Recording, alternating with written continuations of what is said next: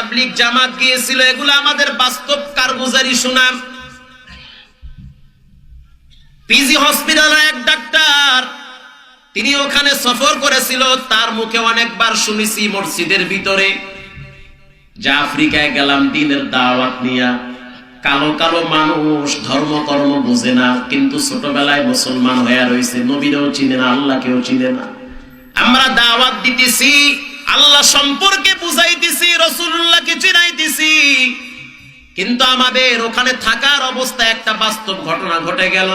কি ঘটনা? বলে এক ট্রাকওয়ালা, ট্রাকের যিনি ড্রাইভার তিনিও বাঙালি, যিনি হেল্পার তিনিও বাঙালি। ট্রাক নিয়ে এক পাহাড় থেকে আর এক পাহাড়ে মাল নিতেছে। তো মাল নিতেছে, মাঝখানে তারা ব্রেক করে কিছু নাস্তা খাওয়ার জন্য। লম্বা পথ সফর করতে হয় ট্রাক নিয়ে, মাল বোঝাই করে। কিছু দূর যাওয়ার পর একটা হোটেল দেখলো, সিঙ্গারার হোটেল, ওখানেও সিঙ্গারা বিক্রি করে। 12টার সময় ট্রাক থেকে হেল্পার নামলো, ড্রাইভার নামলো, নামার পরে হোটেল থেকে সিঙ্গারা কিনে খাইলো। ড্রাইভার সাহেব মুখে দেওয়ার সাথে সাথে 2-3 মিনিটের ভিতরে টোটাল দেহ কালা হয়ে গেছে, জায়গায় মারাই গেল। কিন্তু হেল্পার সাহেব দিব্যি আরামে খাইতেছে, কোনো সমস্যা হয় নাই। আশ্চর্য হয়ে গেছে, দোকানওয়ালা ভয় পেয়ে গেছে। পুলিশ খবর দিছে, ডাক্তার খবর দিছে। একই গাড়ির 2জন কর্মকর্তা, একই গাড়ি 2জন যাত্রী, 2জন দায়িত্বশীল, একজন ড্রাইভার একজন হেল্পার। ড্রাইভার সিঙ্গারা খাইলো, সারা শরীরটা কালা হয়ে গেল, জায়গায় মারা গেল। হেল্পার কেন মরলো না? কি সমস্যা? প্রশ্ন করা হইল হেল্পারকে, হেল্পার সাহেব কি হইল, সমস্যা কি? বলে আমি কিছুই জানি না। কেন মরলো? আমি তো জানি না।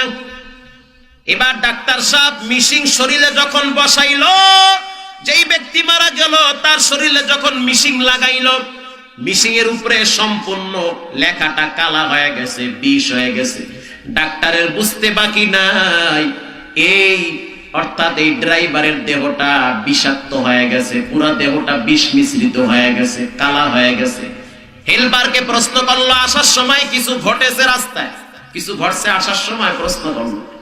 হেল্পার বলতে আছে, হ্যাঁ, যখন আমরা যাইতেছিলাম মাদায়ান নামক এলাকায়, আফ্রিকার জঙ্গলের কিনারায় যাওয়ার সময় রাস্তার মাঝখান থেকে একটা বিষাক্ত সাপ ক্রসিং করতেছে, এই পার থেকে ওই পারে যাচ্ছে। কথা বুঝতেছেন? সাপটা এই পার থেকে ওই পারে যাচ্ছে। মোটা সাপ, এত মোটা যে লড়তে পারে না, আস্তে আস্তে যায়। এত লম্বা যে আমরা চোখ যত দূর যায় দেখি, সাপের মাথাও তত দূর যায়। এত বিষাক্ত সাপ। এই সাপ যখন আমাদের সামনে পড়লো, আমরা হাত ব্রেক করলে গাড়ি পল্টি খাবে, কিন্তু কিছুই করার নাই। সাপের উপর দিয়ে আমাদের গাড়ি চলে গেল। গাড়ি যখন চলে গেল, মাত্র আধা কিলোমিটার যেতে না যেতে চাক্কা বাস্ট হয়ে গেছে। এবার ডাক্তার সাহেব চাকা চেক করতে গিয়া দেখতে আছে চাকায় বিষ লেগে আছে, ভয়াবহ বিষ। আল্লাহর জমিনে এমনও কিছু বিষাক্ত সাপ আছে, রাস্তা দিয়ে চলে, ওই রাস্তায় যদি মানুষ অল্প সময়ের ভিতরে হাঁটে, মানুষটা অসুস্থ হয়ে মারা যাবে। এর চাইতে ভয়াবহ সাপ বেনামাজির জন্য কবরে রিজার্ভ করেছেন কে? বিশ্বাস কর, দুনিয়া কিছুই না। এর চাইতে ভয়াবহ সাপ আল্লাহ পাক কবরে রাখছে। এজন্য নামাজ ছাড়া বিকল্প পথে শান্তি নাই, নবীর সুন্নাহ ছাড়া কোনোদিন জান্নাত পাওয়া যাবে না। এবার ডাক্তার সাহেব আবার প্রশ্ন করলো, চাকা কি করলা? বলে চাকা তো পাল্টাইছি। তুমি হাত দিছো? বলে আমিও হাত দিছি। ড্রাইভার বলে উনিও হাত দিছে। দেখি তোমার হাত চেক করে, মিশিং যখন লাগাইলো হাতের ভিতরে কোনো বিষ পাইলো না, কিন্তু ওই ড্রাইভারের হাতের ভিতরে বিষ লেগে আছে। এবার হেল্পারকে প্রশ্ন করলো, তোমার হাতে বিষটাই কেন, ওর হাতে বিষ কেন?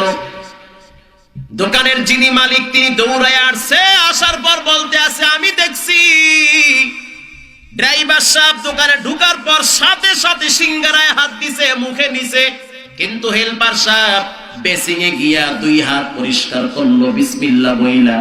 এরপরে যখন খাবে তখন নিজের কাছে কোনো দস্তারখানা ছিল না, পকেট থেকে বড় একটা টিস্যু বের কইরা দস্তারখানা সুন্নাত মনে কইরা বিছায়া এরপরে উপর থেকে সিঙ্গারা উঠায়া খাওয়া শুরু করলো। এবার হেল্পারকে প্রশ্ন করা হইল, এগুলা কেন করলা? হেল্পার বলল, ছোট্টবেলায় আমার মা আমারে মক্তবে পাঠাইছিল, মক্তবের ইমাম সাহেব বলেছিল যখন খাবা বিশ্ব নবীর সুন্নাত। এজন্য আমি খাওয়ার আগে হাত পরিষ্কার করেছি। যখন আমি ওই সিঙ্গারায় হাত লাগাইলাম, বিসমিল্লাহ বিসমিল্লাহ বলে সিঙ্গারা মুখে নিয়েছি। আরশের মালিক সুন্নতের বরকতে আমাকে বিষাক্ত সাপের আঘাত থেকে বাঁচায় দিয়েছে। তুকু যাও সুন্নতে আহমদ কু যাবা মুহাম্মদ কাইবু আদনে সে বত্তরা। সুন্নতের বরকত আছে না নাই? আছে। ডাক্তার AKM ফজলুল হক যখন ভারতে গেল লেখাপড়া করার জন্য, সব ছাত্রদের দাঁতে পাইরিয়া ব্যথায় অস্থির হয়ে গেছে, কারো দাঁত ঠিক নাই। কিন্তু মুসলমানের সন্তান AKM ফজলুল হক, দাঁতে কোনো পাইরিয়া রোগ নাই, চমৎকার দাঁত। প্রফেসর প্রশ্ন করলো, কি ব্যাপার তোমার দাঁতে কেন রোগ নাই?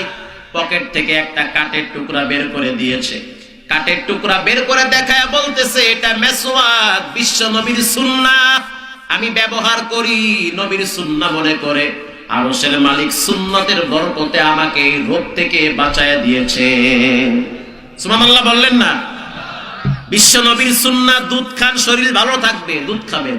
বিশ্ব নবীর সুন্নাহ, খাসির পাজরের হাড্ডি খান, হাড্ডি গরু পরে গোস্ত খান, সুন্নাহ।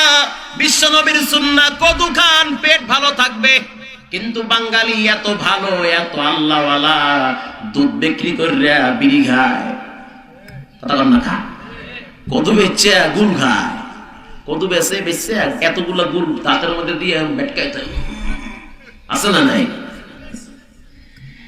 এজন্য আল্লাহর হাবিবের সুন্নাহগুলা গ্রহণ করেন। কুল ইন কুনতুম তুহিব্বুনাল্লাহ ফাত্তাবিউনি ইউহিব্বুকুমুল্লাহ। আল্লাহ পাক বলে, ও নবী আপনি জানায়া দেন ওরা আমি আল্লাহকে ভালোবাসতে চাই কি চায় না। এবার আমি আপনাদেরকে প্রশ্ন করি, আল্লাহকে ভালোবাসতে চান কি চান না? সবাই বলেন, আরো আস্তে, চান কি চান না? আল্লাহ অর্ডার করেছে নবীকে, ও নবী আপনি জানা দেন আমি আল্লাহকে যারা ভালোবাসতে চায় তাদেরকে জানায় দেন, ফাত্তাবিউনি ইউহিব্বুকুমুল্লাহ।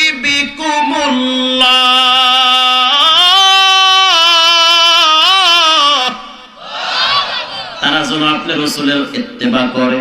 কি করে? আনুগত্য করে, ইত্তেবা করে। আপনি রাসূল যা শিক্ষা দিয়েছেন তা যেন তারা আমল করে, যা নিষেধ করেছেন তা থেকে তারা যেন বিরত থাকে। এবার আপনারা বলেন, রাসূলুল্লাহর আদর্শের ভিতরে নামাজ আছে না নাই? আরো জোরে বলেন। আল্লাহর নবী মৃত্যুর আগ পর্যন্ত বলেছে, আসসালাত আসসালাত আসসালাত। ও উম্মতেরা, নামাজ নামাজ নামাজ নামাজ।